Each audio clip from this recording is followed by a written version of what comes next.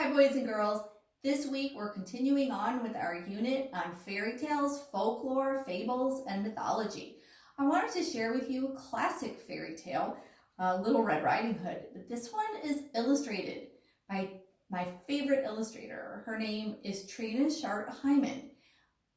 This book won the Caldecott Award as well. I hope you like it as much as I did. Little Red Riding Hood, retold and illustrated by Trina Schart Hyman. Please enjoy the beautiful illustrations. This book won a Caldecott Award.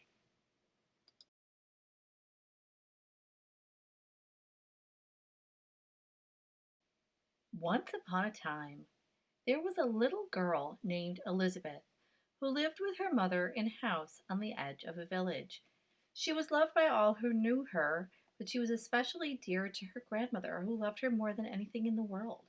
One day the grandmother sewed a red velvet cloak with a hood and gave it to Elizabeth for her birthday.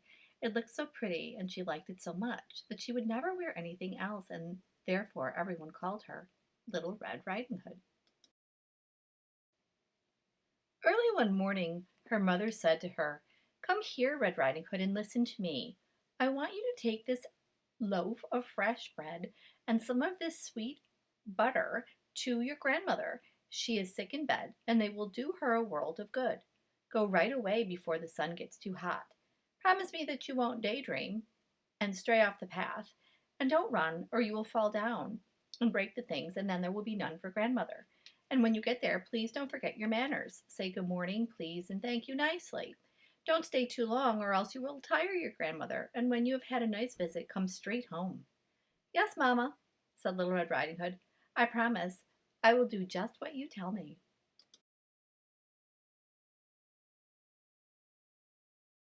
Now, her grandmother lived in a cottage in the middle of the forest, a good half-hour's walk from the village. But Little Red Riding Hood knew the way, so she was not afraid to go by herself. When she had walked far enough into the woods to feel just a bit lonely, who should she meet but a sly and hungry old wolf? She had no idea what a wicked animal he was, however, so she was not at all frightened of him. "Good morning, Red Riding Hood," he said. "Good morning, Wolf," she answered politely. "Where are you off to, so early in the day, my dear?" he asked. "I'm going to grandmother's. She is sick in bed, you know." "Is that so?" he murmured. "And what have you got in your basket?" "A loaf of bread and some sweet butter. Mamma and I baked yesterday, so I'm taking a loaf to grandmother. It will do her a world of good." "Now, isn't that nice? And where does your grandmother live, Little Red Riding Hood?" "Oh, it's a good 15 minutes farther into the woods. Her house is the one by those 3 big oak trees, right next to the blackberry hedge, and there's a stream running by her garden. Surely you know the place," said Little Red Riding Hood. The wolf thought to himself, "Aha! This tender little creature will be a plump morsel, a good dessert after the old woman. I must be clever about this, so that I can make a good meal out of the two of them." He walked along with Little Red Riding Hood for a while, making polite conversation. Then he said, "Just look at those beautiful wildflowers, Red Riding Hood. They are a sight even for my tired old eyes. For goodness sake, why don't you relax a bit? Look at the world and see how lovely it is. Why, I don't believe you even hear the birds sing or enjoy the sunshine. You are just as solemn and well behaved as if you were going to school. Everything else is so gay and happy out here in the forest." Then Little Red Riding Hood looked away from the path, and when she saw the sunlight dancing through the trees and the wild flowers and butterflies scattered throughout the ferns, she thought, "I'm sure that grandmother would feel happier if I took her a bunch of flowers.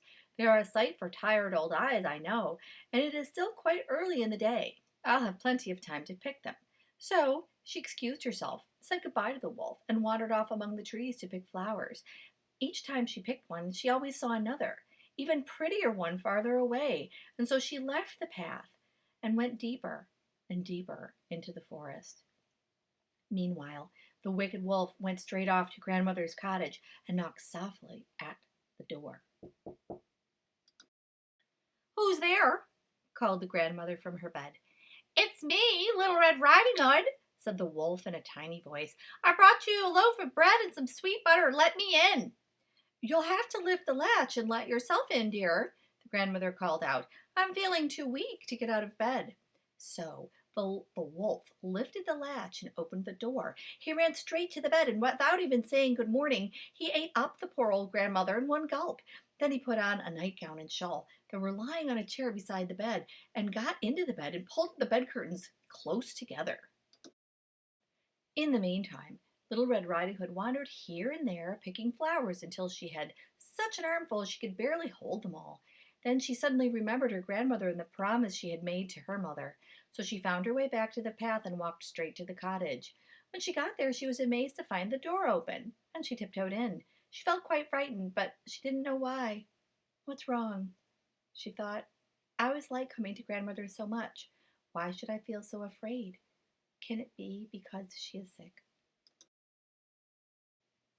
"Good morning, grandmother," she called, but there was no answer. Then she went quietly into the bedroom and pulled the bed curtains back. There lay her grandmother, but she had drawn her shawl down over her face and she looked very odd. Red Riding Hood couldn't help but stare. "Grandmother, what big hairy ears you've grown," she said. "The better to hear you with, my dear." "Oh, grandmother, your eyes are so shiny." "The better to see you with, my dear." "Your hands look so strange, grandmother." "The better to catch you and hug you with, my dear." "Please, grandmother, why do you have such big sharp teeth?" "Those are to eat you up with, my dear." As the wolf said this, he sprang out of bed and ate up poor Little Red Riding Hood. And then, having finished his first good meal in many weeks, that wicked wolf went back to bed, pulled the covers up, and soon was snoring as loudly as you can imagine. Not long after that, a huntsman from the village happened to be passing by the grandmother's cottage. "By Gemini," he thought, "grandmother is snoring much too loudly. Maybe I should stop in and see if there's anything the matter with her." So he ran right into the house and up to the bed, where he saw the old wolf fast asleep in the grandmother's nightgown and shawl, with a fat stomach full to bursting. Right away, the huntsman guessed what had happened. "So here you are," the huntsman said. "I've been looking for you all these years, and this is where I find you." He carefully rescued grandmother, and then he rescued Red Riding Hood. "Oh, thank you. I was very frightened. It was so dark in there." Next, the grandmother climbed out. They thanked the huntsman with all their hearts, and he was so glad to see them both alive and well that he hugged Little Red Riding Hood and shook the grandmother's hand over and over. They were all quite happy. Little Red Riding Hood and her grandmother sat down to eat the fresh bread and sweet butter. Grandmother and Red Riding Hood had a cup of blackberry tea, and after a while, the grandmother felt quite strong and healthy. As Little Red Riding Hood walked home through the woods, she thought to herself, "I will never wander off the forest path again as long as I live. I should have kept my promise to my mother." She was comforted, though, that at least she had minded her manners and had always said good morning, please, and thank you. The end.